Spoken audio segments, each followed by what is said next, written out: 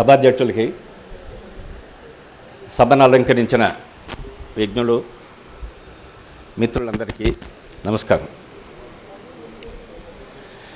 ఈరోజు రేపు 2 రోజులు కూడా 50 సంవత్సరాల విప్లవ విద్యార్థుల ప్రయాణాన్ని గురించి సదస్సు జరుపుకుంటున్నాము అని చెప్పేసి మన మిత్రులు చెప్పారు.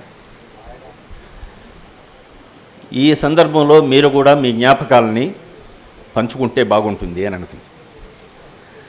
వాస్తవానికి నేను కూడా ఆలోచిస్తున్నాను చాలా రోజులుగా. నేను అసలు ఉద్యమం నుండి 1987లోనే దూరం అయినప్పటికీ ఈనాటికి కూడా ఆ జ్ఞాపకాలు నన్ను వదలడం లేదు.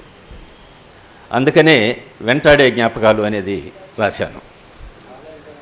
ఆ క్రమంలో విప్లవోద్యమానికి సంబంధించి విప్లవోద్యమంతో కలిసి విప్లవ విద్యార్థుల ఉద్యమాల్ని ఏ విధంగా నిర్మించాము అనే దాని గురించి ఇప్పుడు ప్రస్తుతానికి చర్చించదలుచుకున్నట్టుగా నాకు అనిపిస్తుంది. నిన్న మొన్న మన మిత్రులు చెప్పినప్పుడు ఏంది అనేసి ఆలోచించాను. మన జ్ఞాపకాలని ఏం గుర్తు చేసుకోవాలి అని అంటే 1970లో 72, 73 ఆ ప్రాంతాలలో కామ్రేడ్ వరవరరావు గారంటే ఆంధ్ర రాష్ట్రం అంతా కూడా ఒక్కసారిగా గుర్తుంచుకొని ఆయన్ని చూడాలని, ఆయన ఉపన్యాసాలు చేస్తే వినాలని, ఆయన రాసిన సృజన, అరుణతార మొదలైన వ్యాసాలు చదవాలని ముఖ్యంగా స్టూడెంట్స్ ఉత్సాహపడేవాళ్ళు. అన్ఫార్చునేట్లీ కొన్ని సంవత్సరాలుగా ఆయన జైల్లో ఉన్నారు. మనమందరం ఈరోజు విషయాలను ఎలా చర్చించుకుందాము అని చెప్పి మాత్రం ఆలోచిస్తున్నాం. కనీసం ఆయన అరెస్టుకు సంబంధించి ప్రొటెస్ట్ లాంటివి కూడా మనం చేయలేకపోతున్నామే అని ఒక్కసారి మీరందరూ కూడా ఆలోచించాల్సిన అవసరం ఉంది అని మాత్రం నేను గుర్తు చేస్తున్నాను. ఇదే మనం జ్ఞాపకాలు చేసుకోవాల్సిన విషయాలు. ఇప్పుడే నేను వచ్చేటప్పుడు హరగోపాల్ గారు అందరికీ తెలిసిన మేధావి, చరిత్ర భవిష్యత్తును గురించి తెలుపుతుంది అని చెప్తున్నారు. అది ఏదో విన్నాను. ఇంతకుముందు నేను ఒకసారి కొడవటికంటి కుటుంబరావు గారి వ్యాసాలు ఏదో చదువుతున్నప్పుడు చరిత్ర ఎందుకు చదవాలి అని అంటే మనం ఎక్కడి నుండి వస్తున్నామో తెలిస్తే తప్ప ఎటు వెళ్ళాలో అర్థం కాదు. కాబట్టి మనం ఎటు వెళ్ళాలి అనే దాని గురించి కూడా ఆలోచించినప్పుడు అనివార్యంగా మనం ఎక్కడి నుండి వస్తున్నాము అని గుర్తుంచుకోవాలి అనేది మాత్రం అందరూ ఆలోచించాల్సినటువంటి విషయం. ఈ క్రమంలో విప్లవ విద్యార్థుల ప్రయాణాన్ని గురించి సదస్సు అంటే ఈ పదంలోనే విప్లవాలు ఉన్నాయి, విప్లవ పార్టీలు ఉన్నాయి. విప్లవ పార్టీలు ఉధృతంగా ఉన్నప్పుడు విప్లవోద్యమాన్ని సపోర్ట్ చేస్తూ విద్యార్థులే కాకుండా మేధావులు, అనేక రకాలైనటువంటి రైతులు, మేధావులు, ఉద్యోగస్తులు, రకరకాలైన మనుషులు మన ముందుకొచ్చి ఉద్యమానికి సపోర్ట్ పలికేవాళ్ళు. కానీ ఈరోజు నక్సలైట్ అనే పేరే లేకుండా చేస్తాము అని పాలక వర్గాలు ఆలోచిస్తున్నాయి. అసలు నక్సలైట్ అనే పదమే లేకుండా చేయడం అనేది హాస్యాస్పదం. భారతదేశంలో కమ్యూనిస్ట్ పార్టీ దాదాపు 100 సంవత్సరాలకు ముందే పుట్టింది. ఆ రోజు స్వాతంత్ర పోరాటంలో కమ్యూనిస్టులు అనేక రకాలైనటువంటి ఉద్యమాలు చేశారు. కమ్యూనిస్ట్ పార్టీ ఏర్పడిన వెంటనే అనేక కుట్ర కేసులు, కాన్పూర్ కుట్ర కేసు, లాహోర్ కుట్ర కేసు, అనేక కుట్ర కేసులు పెట్టి కొంచెం నీళ్ళు కావాల్సి వస్తుంది. అనేక కుట్ర కేసులు పెట్టి కమ్యూనిస్ట్ పార్టీనే లేకుండా చేయాలని చెప్పేసి ప్రయత్నాలు చేసిన సందర్భాలు ఉన్నాయి. అయినా కమ్యూనిస్ట్ పార్టీ ఆగలేదు. తరువాత కూడా ఎన్నో రకాలుగా రైతాంగ ఉద్యమాలు లేశాయి. అందుకు మన తెలంగాణ రైతాంగ సాయుధ పోరాటమే అత్యున్నతమైనటువంటి పోరాట దశకు కూడా చేరుకున్నాం. అయితే విప్లవ పార్టీలు ప్రతిసారి విజృంభించినప్పుడు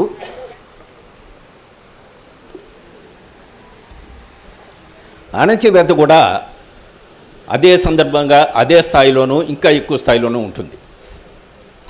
అణచివేతను ఎదుర్కొనడానికి కేవలం విప్లవ పార్టీలు మాత్రమే పనిచేయలేవు. ఎందుకనంటే విప్లవ పార్టీలు ప్రధానంగా రహస్య పార్టీలుగానే ఉంటాయి. వాళ్ళు ప్రతి సందర్భంలోనూ ప్రజల్లోకి వచ్చి ప్రజల్ని ఉత్తేజపరిచి ప్రజా పోరాటాలని నిర్మించడంలో అనివార్యంగా ప్రజా సంఘాల అవసరం ఎంతైనా ఉంది. ప్రజా సంఘాలు అవసరమని అనుకున్నప్పుడు ప్రధానంగా విప్లవోద్యమానికి సహకరించేటటువంటి ప్రజలు ఎవరు అనంటే విద్యార్థులు, మేధావులు, రచయితలు, మధ్యతరగతి రైతాంగం, కార్మిక వర్గం, వీళ్ళందరూ కూడా. ఇక్కడ విద్యార్థి సంఘాలు ఎప్పుడైతే ఏ విధంగా అయితే నక్సల్బరీ శ్రీకాకుళం పోరాటాలు వచ్చిన వెంటనే ఆ పోరాట ఉధృతాన్ని చూసి ఆ రోజుల్లో అసలు శ్రీకాకుళంలో పోరాటాలు అణచివేసే క్రమం వచ్చినప్పుడు అందరూ శ్రీకాకుళం పోరాటాన్ని గురించి కనీసం ఓపెన్గా ఈ విధంగా మాట్లాడే పరిస్థితి కూడా లేదు. రహస్యంగా 2-3 కలుసుకొని ఈ విధంగా శ్రీకాకుళంలో పోరాటం జరుగుతూ ఉంది, ఆదిపట్ల కైలాసం, సత్యము వీళ్ళందరినీ కూడా చంపేసినారు అని చెప్పుకొని సైలెంట్గా వెళ్ళిపోయే పరిస్థితి లేదు. అయితే 1972 తర్వాత కామ్రేడ్ చారు మజుందార్ చనిపోవడం, అప్పటికే భారతదేశ వ్యాప్తంగా మార్క్సిస్ట్ లెనినిస్ట్ పార్టీ బలంగా ఉండడం, ఆ పార్టీ ఎప్పుడైతే శ్రీకాకుళం పోరాటం తరువాత పార్టీ చిన్నాభిన్నం అయిపోయి వివిధ రాష్ట్రాలు ఎక్కడికక్కడ సందర్భంలో వాళ్ళు మరకే పరిమితం అయిపోయి ఉద్యమాన్ని చేయలేని పరిస్థితుల్లో ఉన్నప్పుడు ఆంధ్రప్రదేశ్లో ఉన్నటువంటి ఆనాటి సిపిఐ ఎంఎల్ పార్టీలు ముందు నిలబడ్డాయి. అందులో కొండపల్లి సీతారామయ్య గారు. అతన్ని ఆ సందర్భంలో నేను కలిసినప్పుడు నేను ఒకే మాట అడిగాను, శ్రీకాకుళంలో పోరాటం ఆగిపోయింది, నక్సల్బరీ ముందే నిలిచిపోయింది, మళ్ళీ మనమందరం శ్రీకాకుళం వెళ్ళి పోరాటం చేయాలన్నా అనేసి. ఆ రోజు ఆయన ఒక్క మాట చెప్పాడు, శ్రీకాకుళం పోరాటం కానీ నక్సల్బరీ పోరాటాలు కానీ మనకు ఉత్తేజాన్ని ఇచ్చినటువంటి పోరాట రూపాలవి. అదే ప్లేసుల్లోనే మళ్ళీ పోరాటాలు కొనసాగించాలని రూల్ లేదు. మనకు ఆంధ్రప్రదేశ్లో ప్రధానంగా తెలంగాణ ఉద్యమం ఇంతకు ముందు జరిగి ఆగిపోయిన సందర్భం. తెలంగాణలో ఉద్యమం కానీ వస్తే సాయుధ పోరాట ఉద్యమం కన్సిస్టెంట్గా నిలబడుతుంది. కాబట్టి తెలంగాణలోనే మనం నిలబడి ఉద్యమాన్ని చేయాల్సినటువంటి అవసరం ఉంది అని చెప్పేసి ఆయన చెప్పాడు.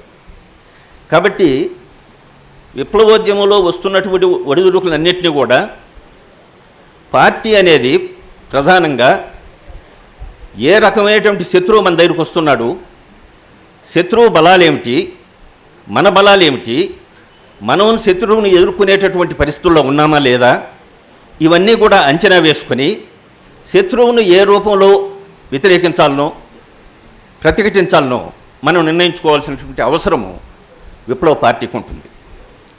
విప్లవ పార్టీలు ఖచ్చితంగా ఒక దిశానిర్దేశాన్ని చేయాల్సి ఉంటుంది. ఆ విషయంలో ఆంధ్రప్రదేశ్ పార్టీ సిపిఐ ఎంఎల్ మాత్రం గట్టి విధానాన్ని రూపొందించింది అని మాత్రం నేను అనుకుంటున్నాను. ఆ క్రమంలోనే ప్రజా సంఘాలు ప్రధానంగా సాయుధ విప్లవంలో విప్లవ సిద్ధాంతం కలిగినటువంటి విప్లవ పార్టీ బలమైన పార్టీ ఉండాలి, ఆ పార్టీతో కలిసి ప్రజా పోరాటాలు చేసే ప్రజా సంఘాలు ఉండాలి, ఇతర గ్రూపులను కూడా కలుపుకొని వచ్చేటట్టుగా ఐక్య సంఘటన కావాలి. ఇవి ఉన్నప్పుడే విప్లవం విశాల ప్రజానీకాన్ని విప్లవంలో భాగస్వామ్యం చేయగలము, అప్పుడే విప్లవం విజయవంతం అవుతుంది అని చెప్పే ఉద్దేశం మన భారత కమ్యూనిస్ట్ పార్టీ మాలే ఎప్పుడో గుర్తించింది. ఆ క్రమంలోనే విద్యార్థుల్ని చైతన్యవంతులు చేయాల్సిన అవసరం ఉంది. విద్యార్థులతో పోరాటాలు, ప్రతిఘటనలు, అవసరాన్ని బట్టి ప్రొసెషన్లు తీసి విప్లవాన్ని గురించి చెప్పడం, అవసరం అనుకున్నప్పుడు విప్లవకారుల్ని, మేధావుల్ని పిలిపించి విప్లవోద్యమ అవసరాన్ని గురించి జనంలో చెప్పడం, జనాన్ని విప్లవానికి సంసిద్ధం చేయటానికి ప్రజా సంఘాలు చాలా ఉపయోగపడతాయి, అందులో విద్యార్థి సంఘాలు ఇంకా బాగా ఉపయోగపడతాయి అని చెప్పేసి చెప్పారు.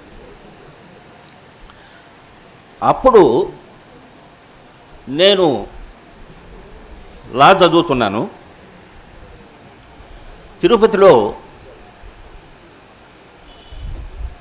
ఆ సంవత్సరమే విశ్వ హిందూ పరిషత్తు 2వ మహాసభ, ప్రపంచ మహాసభ జరిపినాడు. వెంటనే మధుసూదన్ రావు గారు దీని మీద మనం ఒక పాంప్లెట్ చేసి ఊరంతా పంచాలన్నారు. నిజంగా కూడా తిరుపతి అందరికీ తెలిసిన విషయము.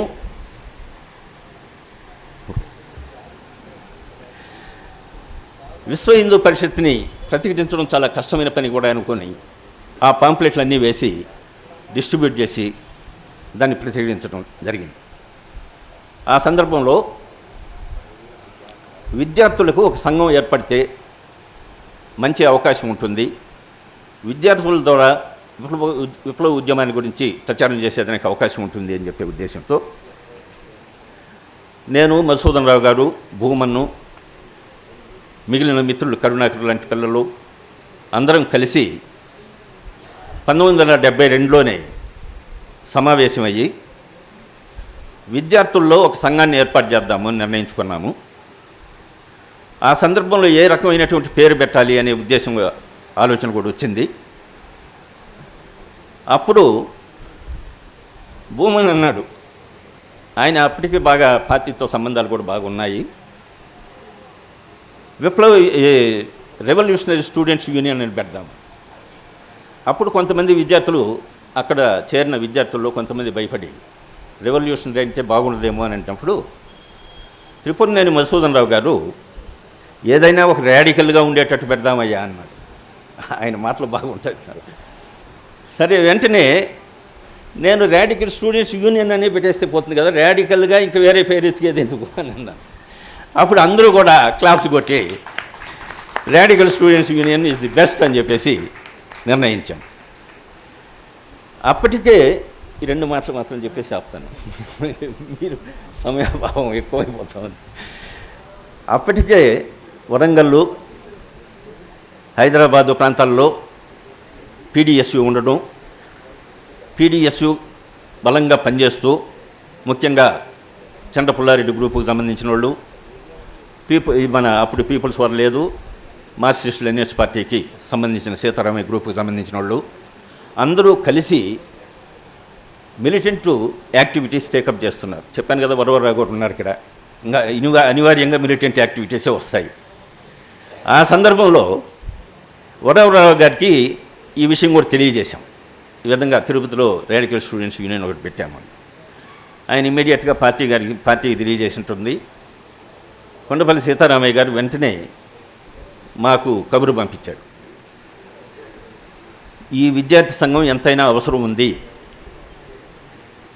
కాబట్టి మీరు ఆ విద్యార్థి సంఘాన్ని రాడికల్ స్టూడెంట్స్ యూనియన్ని కొనసాగించండి, అవసరమైతే అది ఆంధ్రప్రదేశ్ రాడికల్ స్టూడెంట్స్ యూనియన్గా కూడా రూపుదిద్దుకునేటట్లు చేస్తాము. ఎందుకంటే అప్పటికే విద్యార్థుల్లోనూ ఇది ఒక పెద్ద సమస్య వస్తూ ఉంది. విప్లవ పార్టీలన్నీ కూడా విప్లవాల గురించి మాట్లాడుతున్నాయి, ప్రజా సంఘాల గురించి మాట్లాడుతున్నాయి, ఐక్య సంఘటన గురించి మాట్లాడుతున్నాయి. కానీ ఏదో ఒక సందర్భాల్లో విడిపోవడం జరిగిపోతుంది. కాబట్టి అట్లా విడిపోయే పరిస్థితులు వచ్చినప్పుడు ప్రజా సంఘాలు విప్లవ పార్టీలకు అనుబంధంగా ఏర్పడినటువంటి పరిస్థితి ఏర్పడిపోయింది. అప్పుడు ఆ ఉద్యమాలు అవధులు ఉన్నాయి. ఉద్యమాలు బ్రహ్మాండంగా ఉధృతంగా జనాన్ని ఉత్సాహపరుస్తున్నాయి. కాబట్టి ప్రజా సంఘాలు ఏ విధంగా పనిచేయాలి అనే విషయంలో కూడా అప్పటికే చాలా తేడాలు వచ్చినప్పటికీ కూడా ఆ రోజు సందర్భాన్ని బట్టి ప్రజా సంఘాలలో కూడా విప్లవ చైతన్యంతోనే విప్లవ పోరాటాలు చేయాల్సి వస్తుంది అని చెప్పి ఉద్దేశంతో చేశాం. కానీ అటువంటి విషయాలన్నీ కూడా ఇప్పుడు ఈ 2 రోజుల సదస్సులో ఇక్కడ చాలామంది విద్యార్థులు తక్కువే ఉన్నారు. బట్ కనీసం మనమందరం మన అనుభవాలను దృష్టిలో పెట్టుకొని విద్యార్థులకి భవిష్యత్తులో మనం ఏ రకమైనటువంటి ప్రోగ్రామ్ని మనం నిర్ణయించగలుగుతామో వాళ్ళకు గుర్తు చేసి భవిష్యత్తుని ముందుకు తీసుకుపోగలరని, విప్లవాన్ని విజయవంతం చేసే దిశలో విద్యార్థులు కూడా పనిచేయాలనేసి ఆకాంక్షిస్తూ గమనిస్తున్నాను. ఇప్పుడే వచ్చాను. సభాధ్యక్షులకి, సభను అలంకరించిన విజ్ఞులు, మిత్రులందరికీ నమస్కారం. ఈరోజు రేపు 2 రోజులు కూడా 50 సంవత్సరాల విప్లవ విద్యార్థుల ప్రయాణాన్ని గురించి సదస్సు జరుపుకుంటున్నాము అని చెప్పేసి మన మిత్రులు చెప్పారు. ఈ సందర్భంలో మీరు కూడా మీ జ్ఞాపకాలని పంచుకుంటే బాగుంటుంది అని అనుకుంది. వాస్తవానికి నేను కూడా ఆలోచిస్తున్నాను చాలా రోజులుగా. నేను అసలు ఉద్యమం నుండి 1987లోనే దూరం అయినప్పటికీ ఈనాటికి కూడా ఆ జ్ఞాపకాలు నన్ను వదలడం లేదు. అందుకనే వెంటాడే జ్ఞాపకాలు అనేది రాశాను.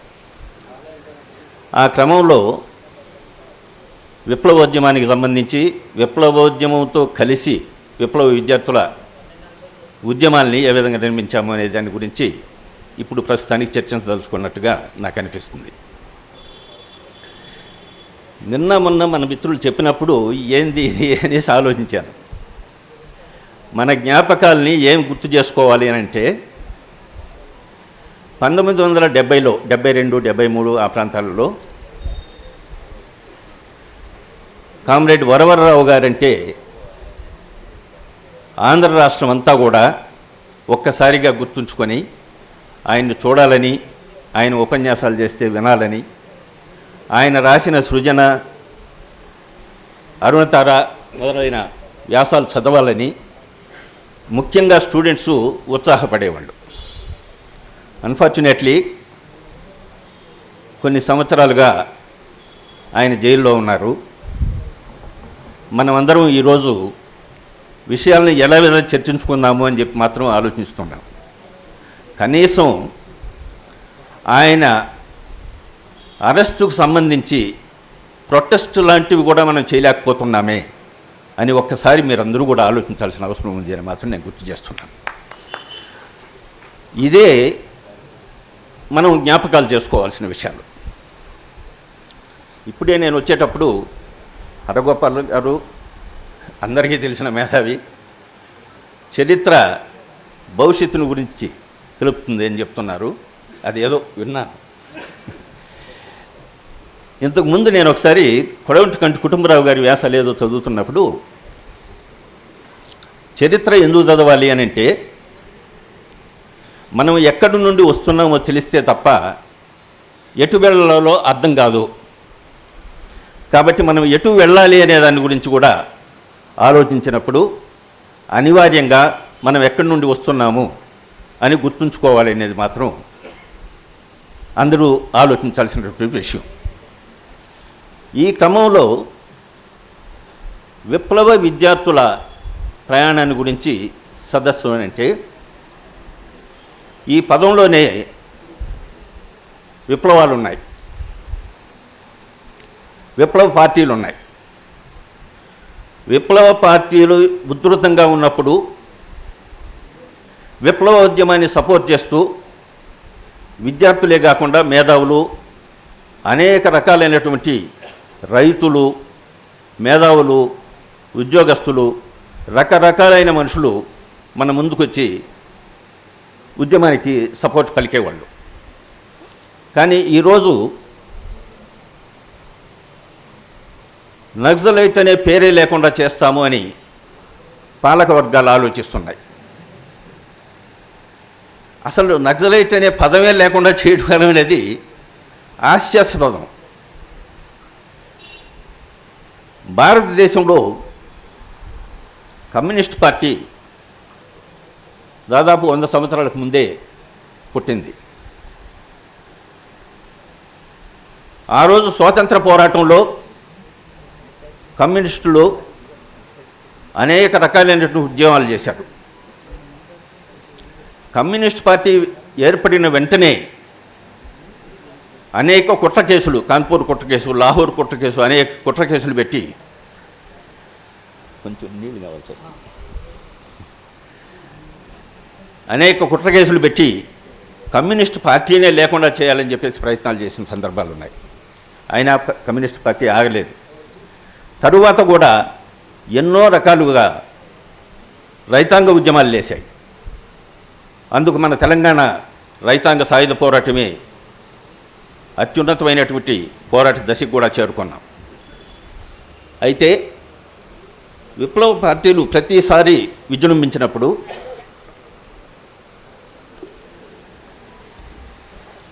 అణచివేత కూడా అదే సందర్భంగా, అదే స్థాయిలోనూ, ఇంకా ఎక్కువ స్థాయిలోనూ ఉంటుంది. అణచివేతను ఎదుర్కొనడానికి కేవలం విప్లవ పార్టీలు మాత్రమే పనిచేయలేవు. ఎందుకనంటే విప్లవ పార్టీలు ప్రధానంగా రహస్య పార్టీలుగానే ఉంటాయి.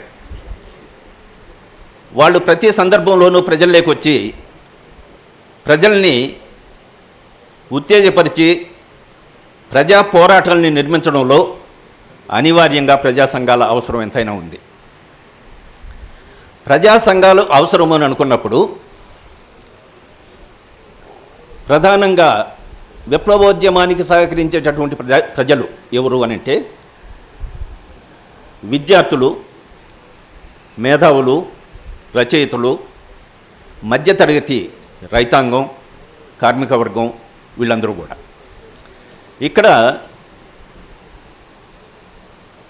విద్యార్థి సంఘాలు ఎప్పుడైతే ఏ విధంగా అయితే నక్సల్బరీ శ్రీకాకుళ పోరాటాలు వచ్చిన వెంటనే ఆ పోరాట ఉధృతాన్ని చూసి ఆ రోజుల్లో అసలు శ్రీకాకుళంలో పోరాటాలు అణచివేసే క్రమం వచ్చినప్పుడు అందరూ శ్రీకాకుళ పోరాటాన్ని గురించి కనీసం ఓపెన్గా ఈ విధంగా మాట్లాడే పరిస్థితి కూడా లేదు. రహస్యంగా 2-3 కలుసుకొని ఈ విధంగా శ్రీకాకుళంలో పోరాటం జరుగుతూ ఉంది, ఆదిపట్ల కైలాసం, సత్యము, వీళ్ళందరినీ కూడా చంపేసినారు అని చెప్పుకొని సైలెంట్గా వెళ్ళిపోయే పరిస్థితి లేదు. అయితే 1972 తర్వాత కామ్రేడ్ చారు మజుందార్ చనిపోవడం, అప్పటికే భారతదేశ వ్యాప్తంగా మార్క్సిస్ట్ లెనినిస్ట్ పార్టీ బలంగా ఉండడం, ఆ పార్టీ ఎప్పుడైతే శ్రీకాకుళ పోరాటం తరువాత పార్టీ చిన్నాభిన్నం అయిపోయి వివిధ రాష్ట్రాలు ఎక్కడికక్కడ సందర్భంలో వాళ్ళు మరకే పరిమితం అయిపోయి ఉద్యమాన్ని చేయలేని పరిస్థితుల్లో ఉన్నప్పుడు ఆంధ్రప్రదేశ్లో ఉన్నటువంటి ఆనాటి సిపిఐ, ఎంఎల్ పార్టీలు ముందు నిలబడ్డాయి. అందులో కొండపల్లి సీతారామయ్య గారు. అతన్ని ఆ సందర్భంలో నేను కలిసినప్పుడు నేను ఒకే మాట అడిగాను, శ్రీకాకుళంలో పోరాటం ఆగిపోయింది, నక్సల్బరీ ముందే నిలిచిపోయింది, మళ్ళీ మనమందరం శ్రీకాకుళం వెళ్ళి పోరాటం చేయాలన్నా అనేసి. ఆ రోజు ఆయన ఒక్క మాట చెప్పాడు, శ్రీకాకుళ పోరాటం కానీ నక్సల్బరీ పోరాటాలు కానీ మనకు ఉత్తేజాన్ని ఇచ్చినటువంటి పోరాట రూపాలవి. అదే ప్లేసుల్లోనే మళ్ళీ పోరాటాలు కొనసాగించాలని రూల్ లేదు. మనకు ఆంధ్రప్రదేశ్లో ప్రధానంగా తెలంగాణ ఉద్యమం ఇంతకు ముందు జరిగి ఆగిపోయిన సందర్భం. తెలంగాణలో ఉద్యమం కానీ వస్తే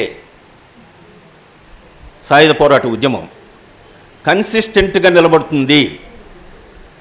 కాబట్టి తెలంగాణలోనే మనం నిలబడి ఉద్యమాన్ని చేయాల్సినటువంటి అవసరం ఉంది అని చెప్పేసి ఆయన చెప్పాడు.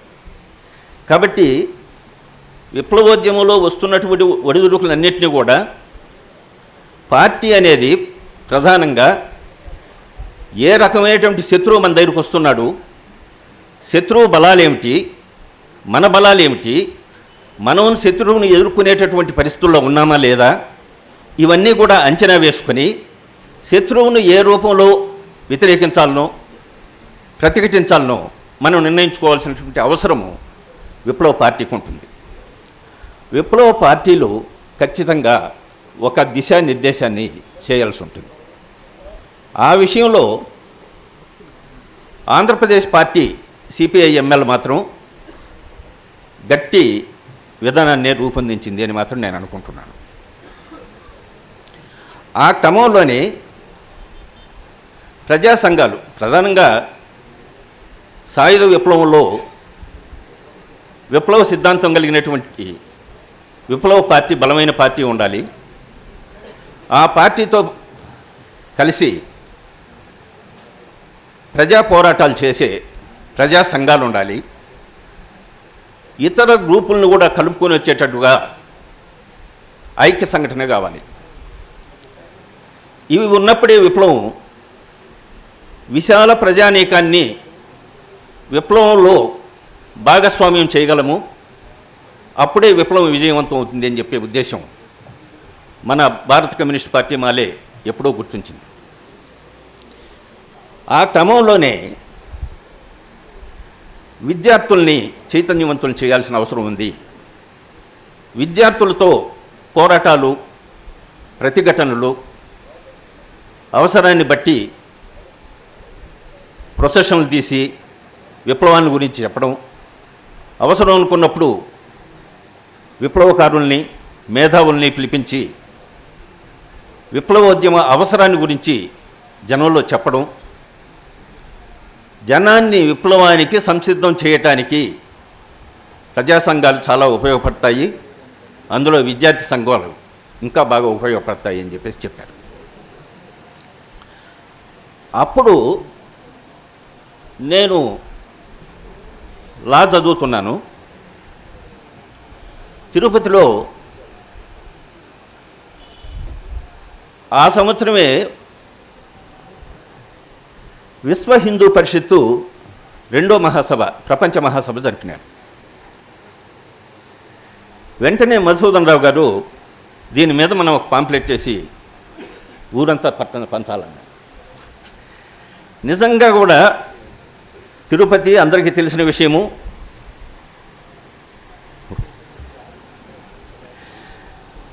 విశ్వ హిందూ పరిషత్ని ప్రతిఘటించడం చాలా కష్టమైన పని కూడా అనుకొని ఆ పాంప్లెట్లన్నీ వేసి డిస్ట్రిబ్యూట్ చేసి దాన్ని ప్రతిఘటించడం జరిగింది.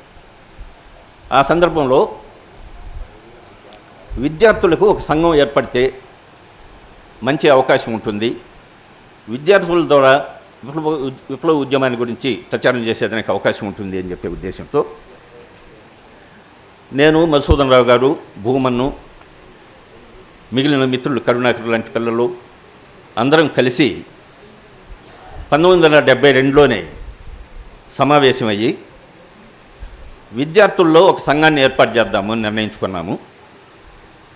ఆ సందర్భంలో ఏ రకమైనటువంటి పేరు పెట్టాలి అనే ఉద్దేశం ఆలోచన కూడా వచ్చింది. అప్పుడు భూమన్ అన్నాడు, ఆయన అప్పటికి బాగా పార్టీతో సంబంధాలు కూడా బాగున్నాయి, రెవల్యూషనరీ స్టూడెంట్స్ యూనియన్ అని పెడదాము. అప్పుడు కొంతమంది విద్యార్థులు, అక్కడ చేరిన విద్యార్థుల్లో కొంతమంది భయపడి రెవల్యూషనరీ అంటే బాగుండదేమో అని అంటప్పుడు త్రిపురనేని మధుసూదన్ రావు గారు ఏదైనా ఒక రాడికల్గా ఉండేటట్టు పెడదామయ్యా అన్నాడు. ఆయన మాటలు బాగుంటాయి చాలా.